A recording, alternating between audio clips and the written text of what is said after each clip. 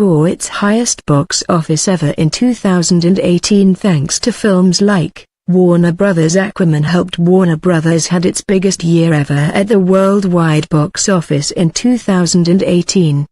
As powerful and far-reaching as Disney is, the Mouse House isn't the only major Hollywood player in the modern-day studio landscape.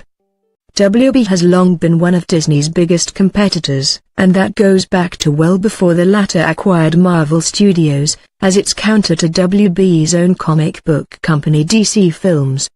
And as profitable as 2018 was for Disney, WB did quite well at the box office too. More than anything, however, 2018 was a good year for WB when it came to the international box office.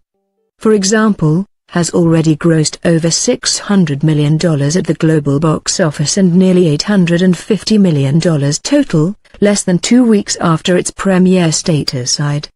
It wasn't the only worldwide hit for WB last year either, which is why the studio was able to break one of its own box office records in 2018. Crossed $5.6 billion in ticket sales at the worldwide box office in 2018. According to Variety, Warner Bros. That marks a new annual record for the studio, even though its domestic total was actually down from years past. More on that shortly.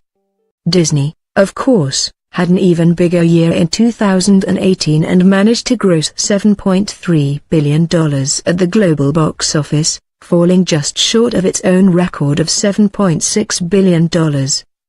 From 2016, thanks to big hits like Marvel Studios' Black Panther and Avengers: Infinity War. Still, WB gave the mouse a good run for the money, somewhat literally. More than anything, it was the international box office that saved WB from an underwhelming year at the domestic box office in 2018. A Star Is Born was the only WB film to gross $200 million in the US.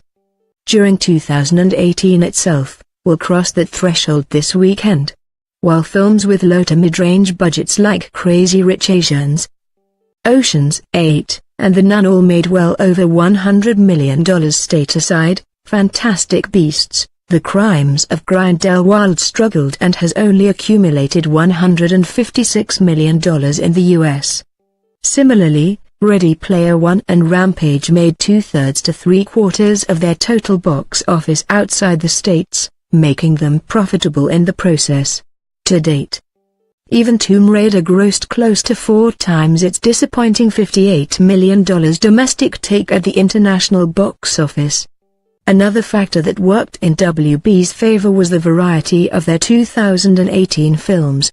Of course, is the latest in an ever-growing string of hit superhero tentpoles, and yet, thanks to its throwback genre elements, it stood apart from the other comic book adaptations released in 2018. Similarly, WB's biggest movies at the worldwide box office last year varied from romantic comedies, Crazy Rich Asians, to movies that feature giant monster sharks, The Meg, romantic melodramas, A Star Is Born, supernatural horror films, The Nun, and so forth. There are some important lessons to take away from that, not least of which is that audiences like having an eclectic mix of entertainment options to choose from, as much of a no-brainer as that might seem. With an equally diverse movie lineup planned for 2019, WB appears to be in good shape for the next 12 months too. Source: Variety.